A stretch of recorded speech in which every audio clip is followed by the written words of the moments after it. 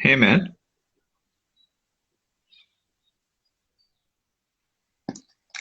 Hi, Sid. Good to see you again. Great. Yeah, man, same here, same here. Okay, let's get down to it again. Okay, Pakistan 3-0 win over the West Indies. Expected, but disappointing because of the lack of experience in the squad. Your quick thoughts? Yeah, I didn't get to actually watch a lot of that series, to be fair to you. Yeah, I think there were a few positives with a few Windies players getting Mm, runs. I think a guy like King, I think it was his first series, he managed to get a score in one of those games. And Pooran as well. He obviously found some form as well in that series. But I mean, experience-wise, both teams. I mean, it was a bit of a mismatch in terms of experience. mm, Uh, I mean, inexperience heavily stacked on the Windies side, and that's been the trend. I mean, they don't seem to have their best players, especially for mm. series. It seems to be when it comes to tournament times that they manage to actually do have their best players at their disposal, which is a real shame. I mean, uh, Mm. because this is a side that has previously done well in T20 cricket, and obviously it's a new era for them now. Quite a few players have Mm. retired, and they got to start afresh. But I mean, yeah, it was a good probably learning experience for them. I mean, for a lot of these players, I mean, first time in Pakistan in those conditions, so yeah, it'll bode well for them for the future. And it's a bit disappointing that the ODI series has been postponed now due Mm. to cases. But that's the sort of world we're living in at the moment, unfortunately, and these things happen. So yeah, a bit unfortunate because I mean it would be nice to see what sort of team they could have obviously uh, taken onto the field in the ODIs, but unfortunately we're not going to get that opportunity at the moment. It's obviously it's not obviously cancelled indefinitely; Mm. it's postponed. So Yeah, for June, yeah. so yeah, I mean things are changing all the time. So I mean it could be in June, it could be earlier, it could be later. I mean it all depends on what how the world is at that point in time. So yeah, Mm. I guess you Mm. just got to take it, one day at a time. Yeah, man, that's true. So we get down to the Ashes now. First test back to normality, you would say, for Australia, Brisbane. Big crushing win. And then the second test match is probably, unless England put up a better showing in the second innings, it's looking like a 2-0 lead. Yeah, I mean, I was really looking forward to the series, but I mean, I watched that first ball of the first test, and that pretty much summed it up in that first test. I mean, Burns missing a full one and getting his off stump, whacked with that delivery, and getting bowled off the very first ball of an Ashes series. I mean, Mm, there is no there, there is no uglier way to start a series than that. I mean, and a series is as big as the Ashes. So, that set the tone for England. And, I looked at those conditions at the Gabba, and it was looking so overcast. And, it mm, just struck my mind that, this was definitely a wicket where uh, it, it, you were really inclined to have a bowl first. And, mm, mm, give the bowlers an opportunity before he mm, gets baked down with the sun, because that's what you generally get in Australia. But unfortunately, mm, Root thought otherwise, and he went in with a brave, bold decision. I mean, had they scored about 250 or 300, we wouldn't have really been questioning that sort of mm, decision because there would have been a score that's competitive. But I mean, getting skittled out for 147 didn't really do them much favors. And I mean, when Australia came out to bat, the sun just came out, and that pitch got really, really flat. And I mean, David Warner and Labuschagne, I mean, they really, they were real thorns for England. And I mean, England bowled well. I mean, for a large part of that first session, they really bowled well to Australia, but Mm. unfortunately didn't take those catches. And I mean, those were the basics that let them down in that session. And then, uh, Warner and Labuschagne just grinded them out to a point where they built that solid partnership. And, Australia lost a few wickets in that middle session. But, I mean, and what an innings from Travis Head. I mean, that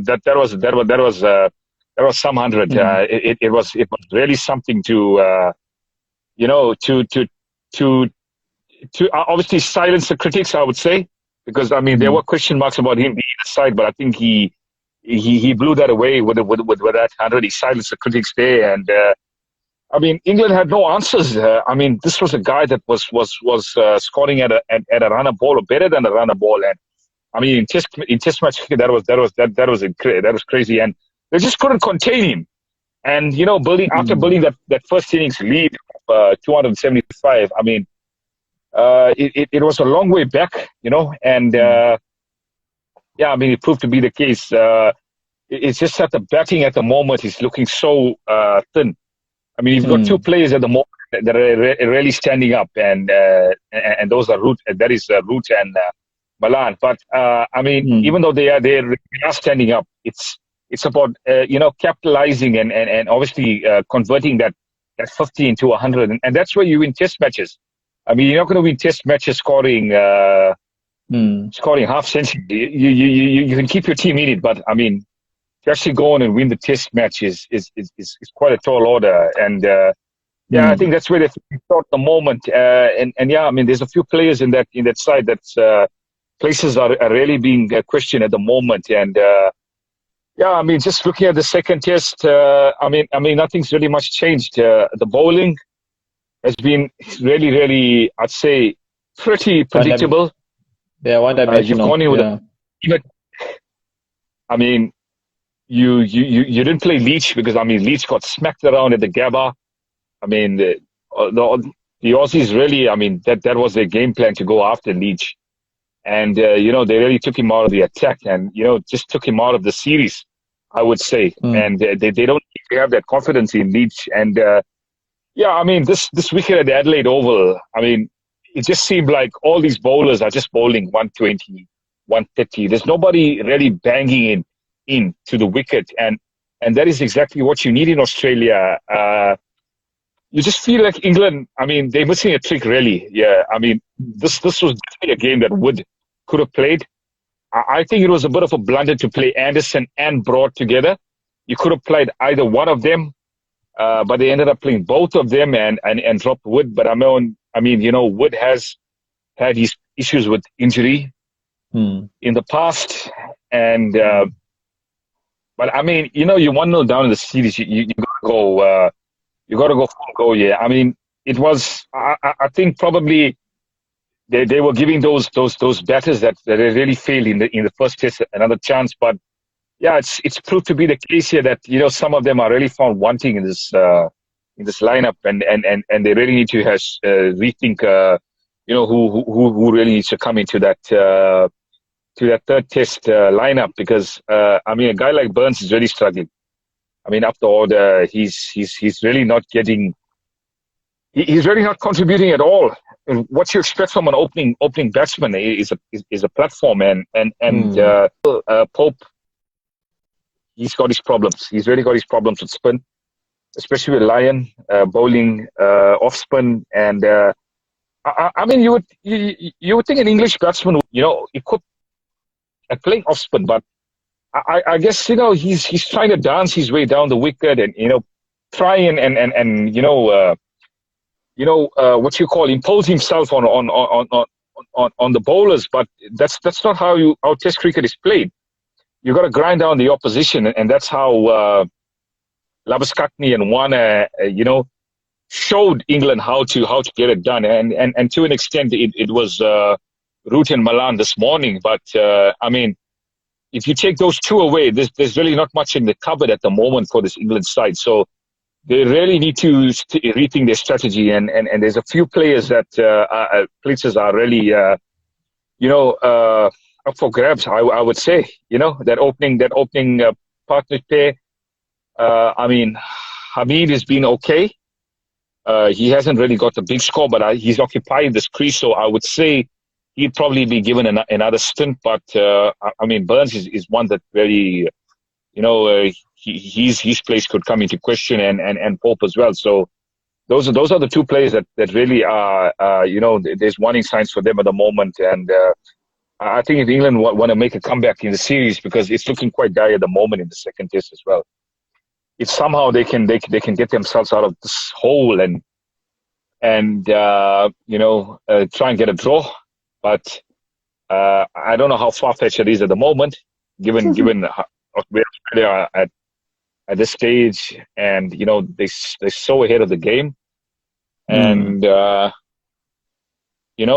so I mean, changes has to be made in the third test going forward. But let's hope we can see some fight in that fourth innings. Because it's been pretty one-sided at the moment. Hey. Yeah, man, it's been like a funeral, eh? Yeah, man. Funeral series. So, but I just want to say something. We looked at India last summer, and we looked at how they performed against this Australian side. Australia are looking quite dominant at the moment, but they're not a side that is unbeatable. They're not a side that you are fearful of, and India proved that. And albeit with their third string side in that fourth test when won so famously at Brisbane. So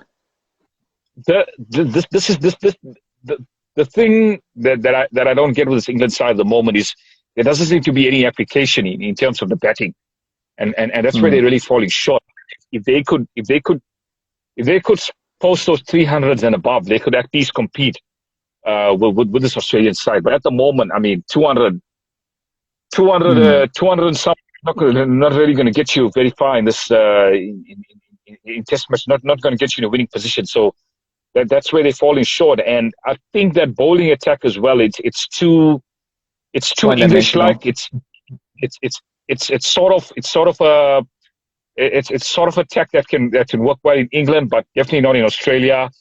I mean, you need some pace in Australia. You need to hit the deck really hard. You really can't kiss the surface like you do in England, where if you kiss the surface, the ball is going to move. There's not much movement in Australia. You really got to bang you've got to hit the deck hard, and that's where you get that sort of uneven bounce and rushes the batsman up. So that is what's missing from this England bowling lineup. They look flat when they're on the field. The body language is not good. So, I mean, there's a lot of headaches at the moment. I'm not sure if they're being coached very well. The preparation has not been very good as well. I would think, the preparation has been very poor. I would think, really look undercooked in these conditions.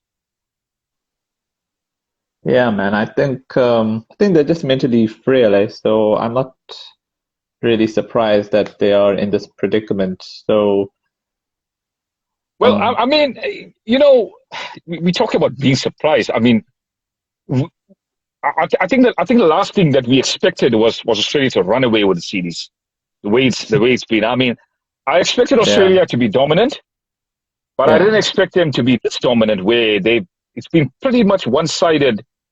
Apart from those partnerships with Root and Milan, you really couldn't see England winning session.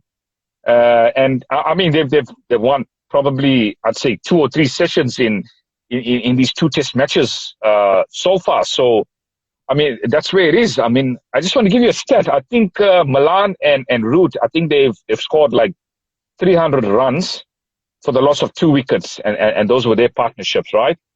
And England lost 30 wickets so far in the series, and the other 28 wickets have gone for 386 runs. So, I mean, you can see the disparity there. It's a huge disparity. And, I mean, it would have been great to see Archer on these wickets. I think he would have troubled a guy like Warner and, the rest of the batting lineup, even Steve Smith as well. So yeah, I think Yeah. it's probably a good thing that he's not here for in Australia's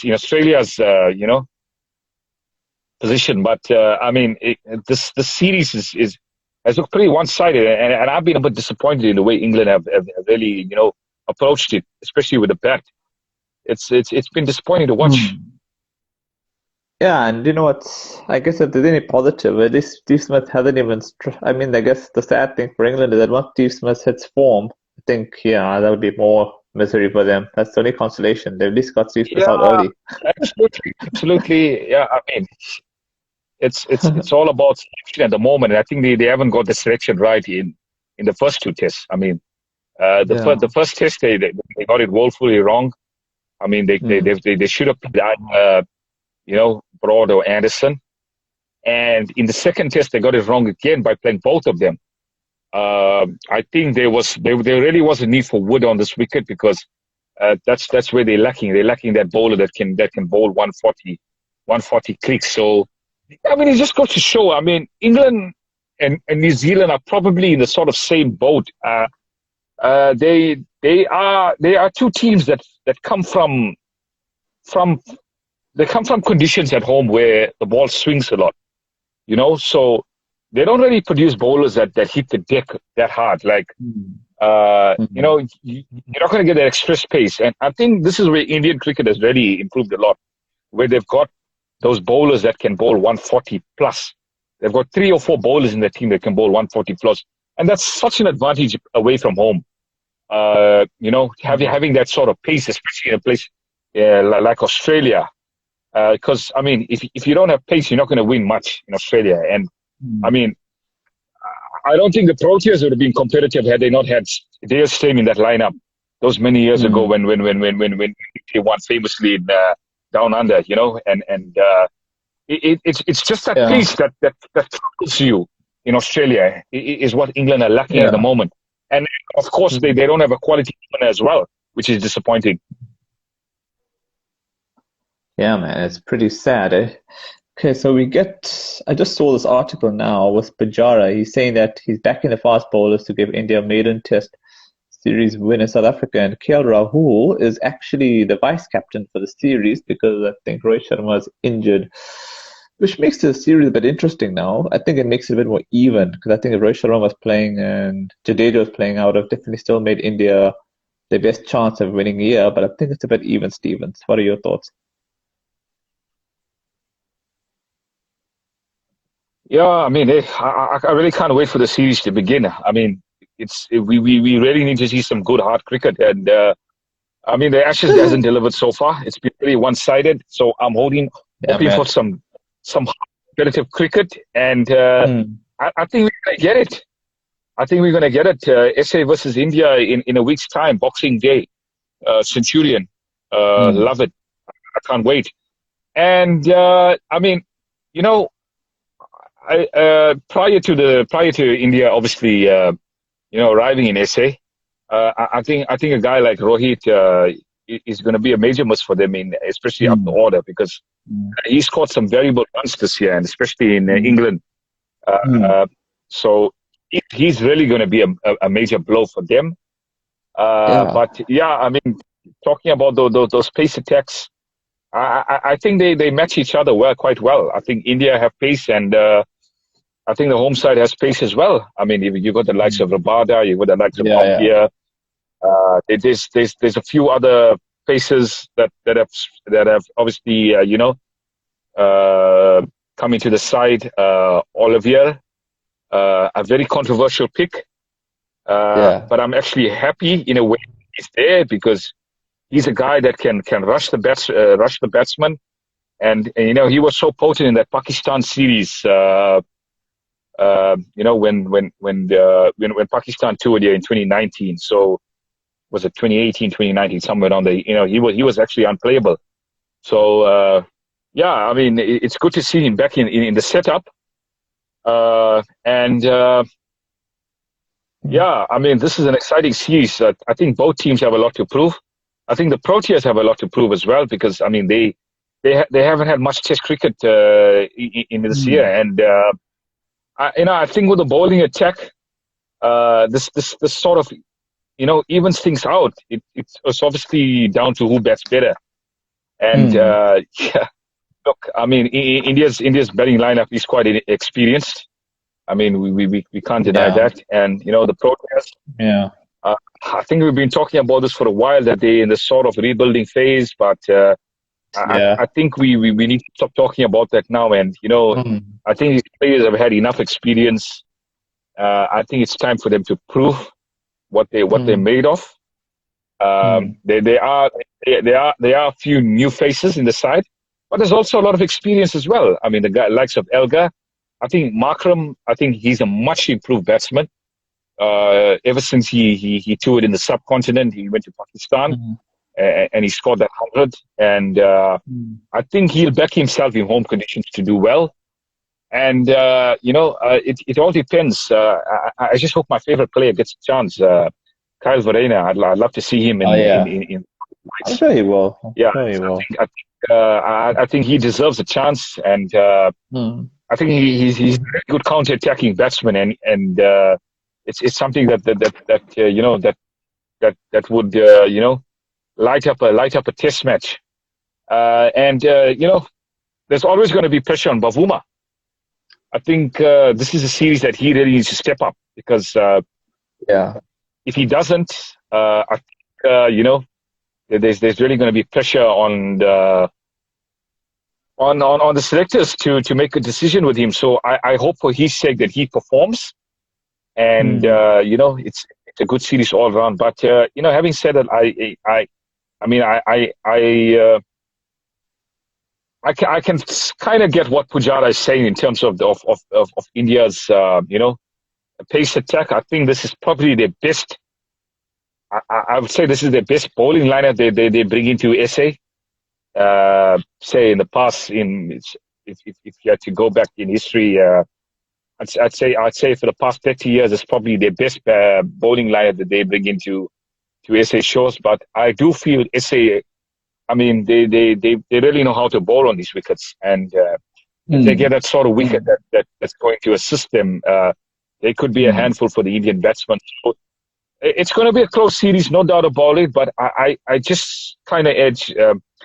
I kind of put the Proteas in the give them the edge in the series, because for the Mm. fact that a guy like Rohit is not going to be Yeah. available, his Mm. experience is a big loss Mm. to this lineup, and he's being in form as well. So I think that's the only thing that India obviously have got to consider who's going to actually open. What I'm really not sure what the opening stand is partnership is going to be, but I assume it's going to be Jill, KL Rahul probably. It all depends Yeah. on uh, Or they make who they maybe decide. But I Agarwal mean, could also bat. Yeah, could be make, yeah. Or this new possibly, kid in the block. Or Priyank Panchal. He played for the A team for India when he was in South Africa. So see there are options. uh, Yeah. There's many options. some options, no doubt about it. Look, it's going to be a fascinating series, but I just give the Proteas an edge, because I mean, Yeah.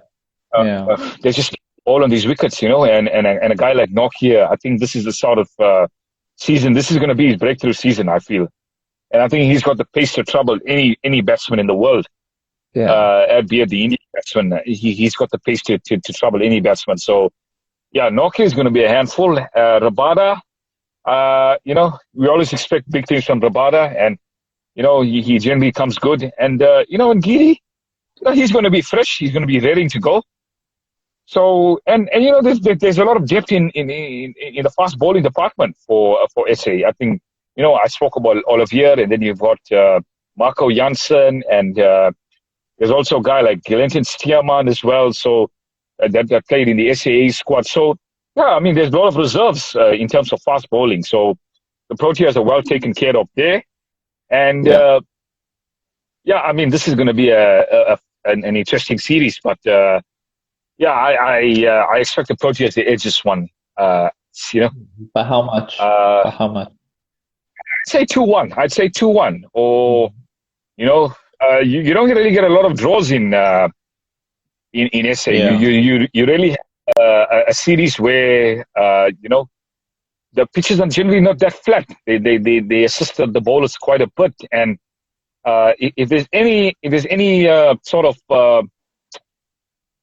I'd say there's any sort of conditions where batsmen really don't, find themselves playing, don't find themselves in. The most testing conditions are probably in South Africa more than anywhere else in the world. I think the conditions in SA, for especially opening batters, is probably the most difficult Yeah. Anywhere else in the world, because I mean the ball is moving literally from the first delivery, and you really got to show a lot of patience. You really got to show a lot of courage to overcome that, because there's always going to be a ball that's got your number. So, I mean, when things are good, you really got to cash in. And I think players that play fast bowling well have generally done well in these shows.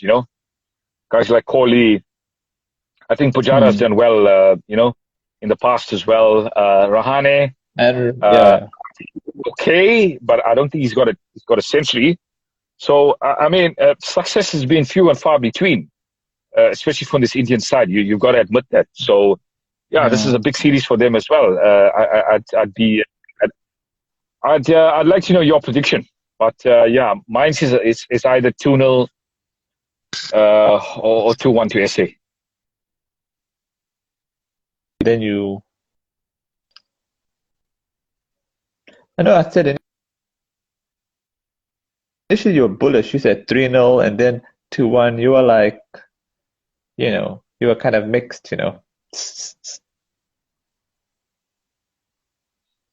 Yeah, I mean, I would say this Indian side, they do have the bowling attack to win a test match, no doubt about it. But in terms of overall winning the series, I do think the Proteas have what it takes. So yeah, I would go 2-1 to SA, or I'd stick with my 3-0.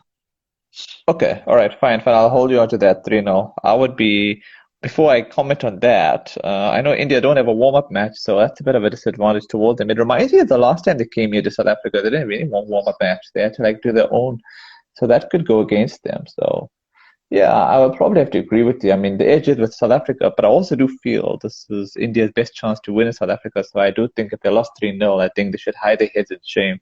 I would live with losing I would live with us beating India 2-1 than 3-0. 3-0 is too harsh. Even without the warm-up match, I would accept 2-1 loss. Yeah, no, definitely. I agree with you there. I think the last time India did lose 2-1, I think it was very close, especially that Wanderers test match. It could have went either way, because, I mean, that pitch was horrendous. That pitch was horrendous at the Wanderers, and it was a very low-scoring affair. And even Cape Town, I think India should have won that test match. I think, but it would have been interesting if India had won Cape Town. Obviously, we won Port Elizabeth. I think maybe they would have probably won the series anyway, because they would have been motivated by that win going into that final match at 1-1. So you never know what would have happened at the Wanderers. So, it was really exciting series, and I mean, I recall it was quite a low-scoring series. So. I mean, you're not going to get those big scores. I mean, you're not going to get those 450, 500 plus scores. You're going to get really good hard cricket. I think, especially in SA, a score like 300, 350 is a really competitive score. It's actually a winning score. I'm okay with that. Yeah, I'm okay with those. You don't really have to score 400. Yeah, you don't really have to score 400, 450 in SA conditions. Yeah, anything about 450 plus becomes a bit of a buzzkill, hey? Unless the pitch is starting to get worse and worse, then it's okay. Unless the pitch gets worse and worse, then it's okay scoring 400s. But generally, I'm okay with 300 or 350 at most, and then you kind of 300. If you can score 300, you can really get your side into a commanding position, because, I mean, as I said, the ball does a lot.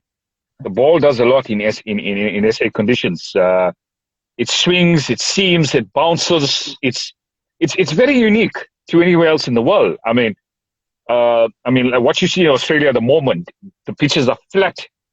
the pitches are looking flat because England are not doing much on those wickets. They're not bending their backs. They're not hitting that deck Mm. hard, so they really can't get much purchase off it. And in SA, it's kind of a little bit different because I mean, if you kiss the surface, you can get a lot of movement away. So yeah, that.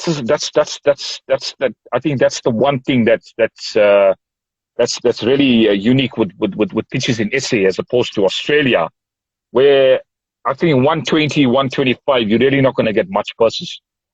Bowlers that Mm. really do well, they are 140 clicks upwards, Yeah. and in SA it's a totally different ball game. But I mean, Yeah. 140, 145 in SA conditions is it's really frightening for any batter because it really shoots up. It really shoots up on you and it gets big on you. So yeah, I mean, India's defenses are really going to be tested. They really are going to be tested on these wickets. So yeah, I mean, I feel 2-1 is a pretty fair result in terms of how SA would, and I think they'll be fine with winning series 2-1. Or I I mean, think 3-0 would be an absolute. I think if SA won 3-0, I think they will go nuts. I think they'll be celebrating like they got Christmas very early. I think Absolutely. this yeah, I And think 3-0 will be I think India should hide their heads in shame. This is definitely India's best chance. They must try and make it count, even without any warm-up match. I think India won't even mind winning it 1-0, 2-1. I think I can see India winning it 2-1. But they got to have more killer instinct because they should have probably won the last series. I think Cape Town, they lost the well, opportunity I, there, I and guess if then India win it 1, finally got I Wanderers. think we're going to get. I think Pardon? we're going to have really horrendous weather for that series. We're in. Yeah, I was saying if India win the series 1-0, that means there was really horrendous weather in the Oh series yeah. where you get so you don't really get that in Yeah, SA. So yeah, I I think know. I think yeah, India would 2-1. Fine. India will Yeah, take any. yeah, of course. I think this Yeah, will be a of course. nice feather. This will be a feather in Kohli's cap, I think. I think the only one is missing is New Zealand. I think should they conquer us. So I think that'll be fun. I would think this will probably be India's greatest achievement in Test cricket if they are to win in SA. Hmm. Because they've Along done with it in Australia. Australia already. Along with Australia, this is probably their best achievement. Because I mean, we all know how teams from the subcontinent have struggled on these pitches in the past. And I think if Yeah. there's any subcontinent team that has the makings of winning at the moment, currently, it's this Indian side, you know. So yeah, I mean, they have a good opportunity as well. But I think SA is going to be up for the series as well. So it's going to be a fascinating one. Yeah, man. I think that's pretty much a wrap, I think. So I shall check you again next week. Okay, so chat to you soon. Have a good week. You Cheers. too.